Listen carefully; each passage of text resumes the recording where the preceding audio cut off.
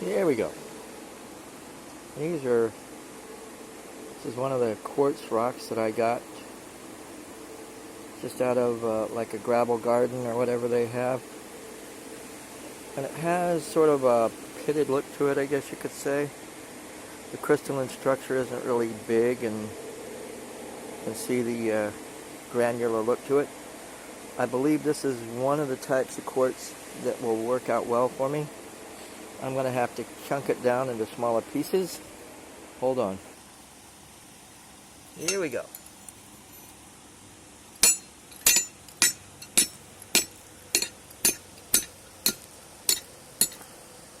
I actually got a few bits that I can use to experiment with, and I'll get the rest as time goes on. Hold on. Okay, that's most of that rock as we speak. And now I'll mount the camera over the torch and go from there. Here we go. These are the rocks. I put them right here. I'm going to take a piece of quartz that I have already done.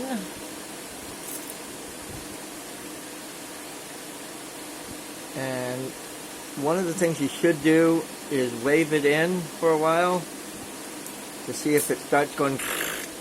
It sort of explodes on contact if the stress in the glass, or I should say in the quartz, is kind of high.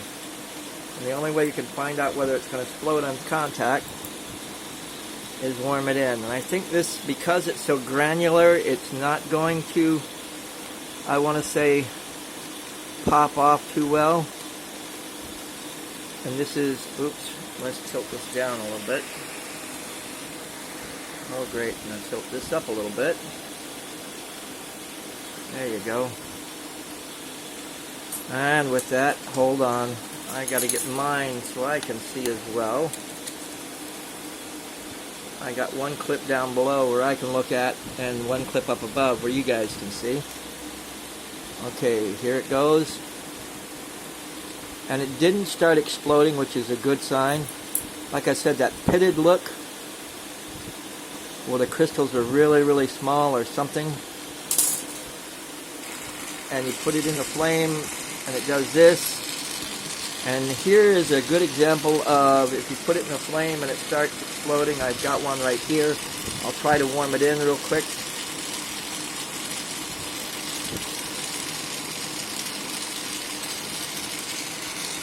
Actually, that didn't do too bad either. Interesting. Let's put that one on a... But it did crumble a little bit. Actually there, see it? But this one isn't too bad, in that I know I could melt that down and make some rod out of it. Matter of fact, I'll get back to the other one, because I know that's... And this one's ready to go anyway, so let's do it. And it's small enough. Throw it off one pebble, and sure enough, it did the trick for you.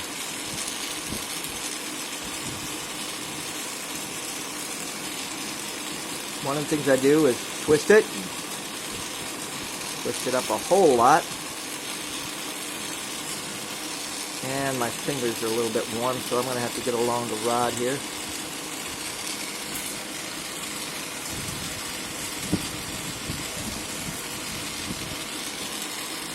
This light puts off a lot of UV, as well as a few other things. Infrared, UV, the whole 9 yards. Okay. But I twist it like this. This makes it more uniformly round.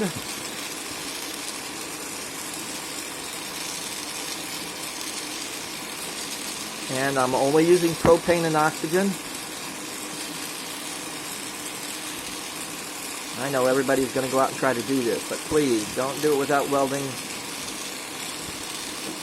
At least number 5. At least the number 5. I know 8 would probably be even better, but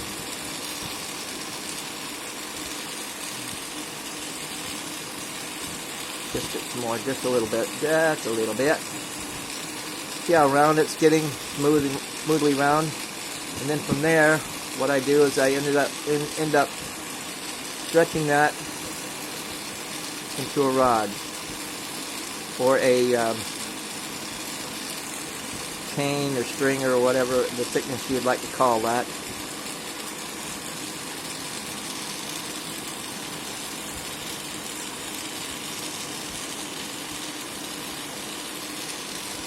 And you could see that it came out pretty milky, but there are some clear patches in that. What I sort of look for and what I work for, most of the stuff can come out, like you can see here, it has bubbly, clear, and milky look to it. But what I really want to look for when I'm doing this type of work is a real milky color, because the real milky color, this one's going to be a little big, but we're going to work with it. I could turn up the heat and melt it a lot faster. The louder it gets. But this type of heat will work for this rock. And a single flame will work. I've done this with National Torch, but you just got to get really concentrated and really patient. See, it's starting to sort of, and that's what I do, is I heat and spin. And right now it's sort of conjumbling up. And each rock, each quartz rock is a little bit of individual. I mean, the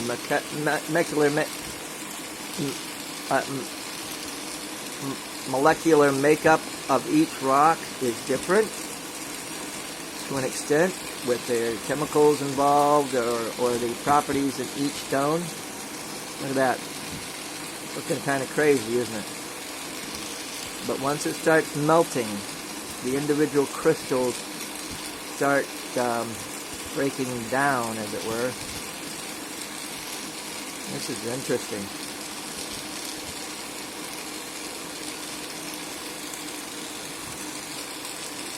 Of course. Let's use this one. And you know what? It's going to get a little louder for a little bit. Second thought, no, it's doing okay.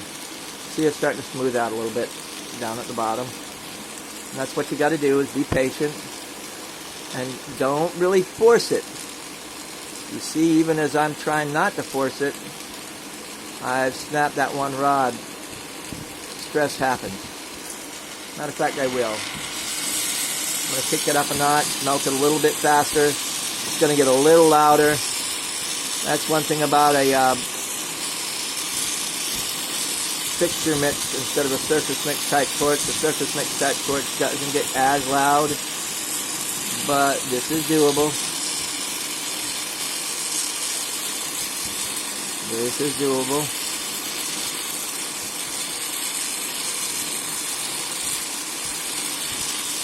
There it goes. And again, you're just going to take your time and twist. And that twisting makes it more uniformly round, so that as you pull it into a rod, you can use it later for whatever.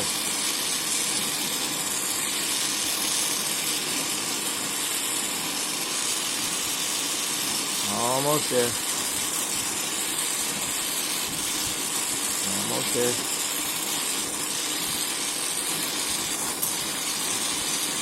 There we go. It's loud, I know.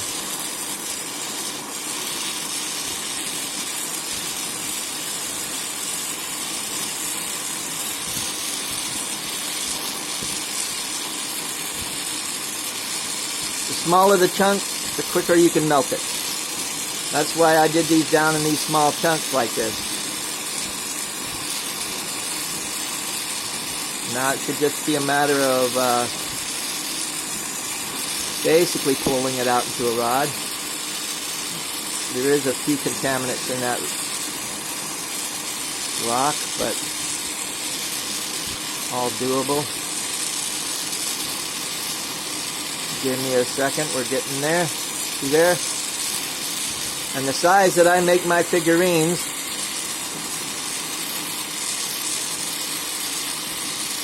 this is okay.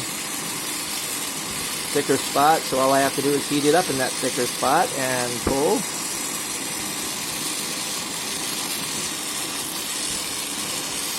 Now when you start doing this, you'll start to smell so like a sandy, dusty smell. Of course, that's what quartz,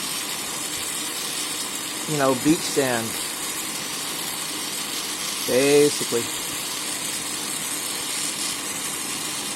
And just feed and pull into rod.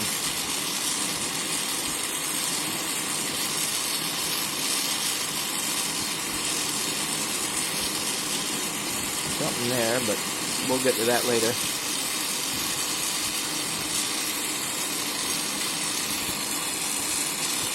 Ten minutes into the video. Isn't that neat?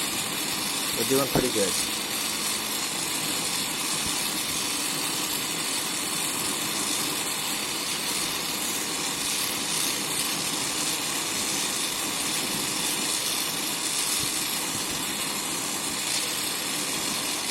Doing really, really well.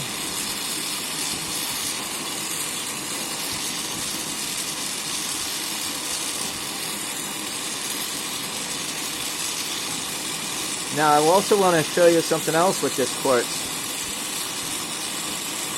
But eventually you guys would figure it out anyway.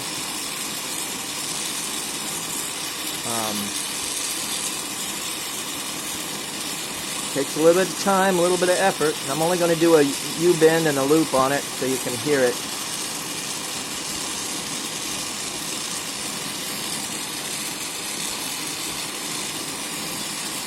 I'm not going to make it very big. And while this is cooling, I'll make one more other thing.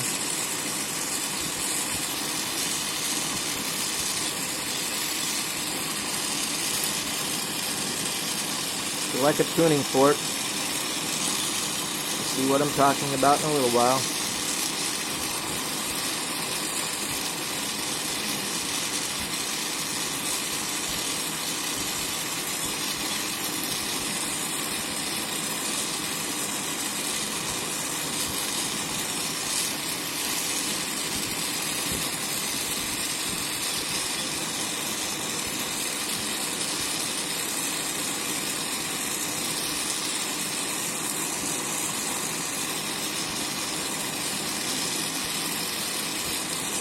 There we go. Nice little loop. Something simple. Redistribute the curve here. Sort of slumped out a little bit, but that's okay. Again,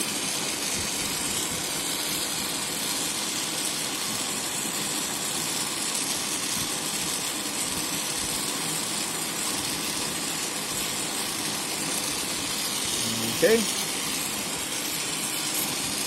I've done the hummingbirds. I'm going to do a little, like a little cherubim angel here. It shouldn't take long. Usually going ahead doing a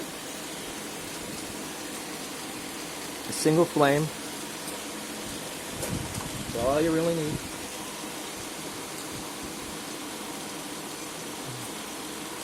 I'm going to make it a little bit smaller than, and with that I'll stretch this out a little bit. Matter of fact, what I'm melting right about now is going to be most of the body. Between the arms, the wings, and the legs. That size.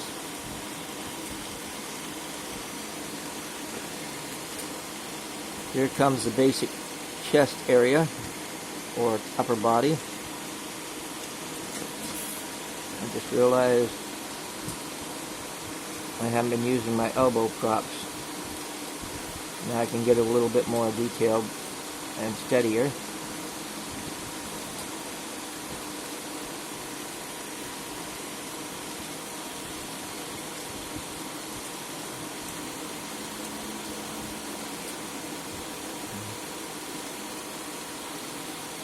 Two front arms. Now the wings. So my tuft and pull.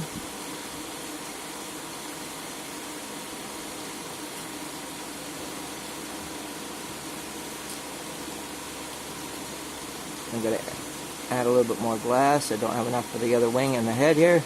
Stupid me. Since this is all coming from the same rock, should be pretty good too. Turned out a nice milky color as well. I like that. I like the milky color. I have no reason why, but just my own preference. Actually, inside the marbles that I do, the milky color stands out so much better. If you got bubbly, clear involved, the figurine turns more transparent and it doesn't look like as much detail on it or something. I haven't figured that out. Yeah, I have. That's why I like the milky color.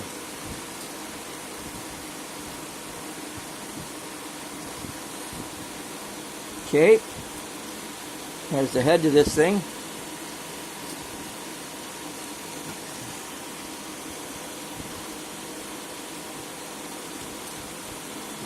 Now the bottom half. Just a nice little, oops, thought it was, it's not. Now it is. That's a better seal. I'll have to just pull it off a little harder. Okay. Working on the bottom half, switch sides.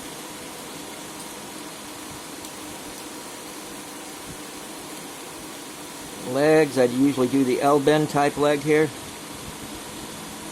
One forward, like he's starting a little bit of a run.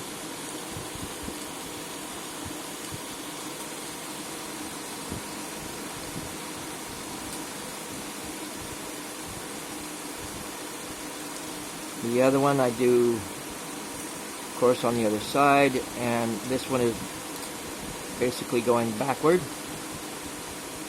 I could get into detail and put the toes on, put the foot on at least, but I don't.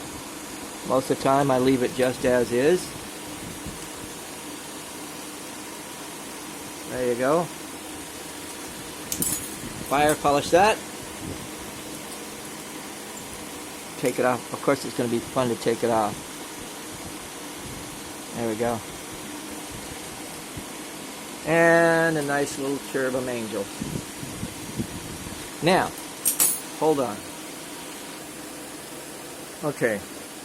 I did not find a string to hang this on, and I don't have really long hair, but I'll turn off the fan here for just a second. So it'll be a little quieter. And listen to this. And you hang that and it'll go ting. I'll also put a URL. I think I did a short video on some wind chimes that I did with it to give you a little idea with a little bit of time, a little bit of effort, and a lot of quartz play. You can make some interesting wind chimes. Thanks for everything. As always, carpe vitro, and enjoy your day.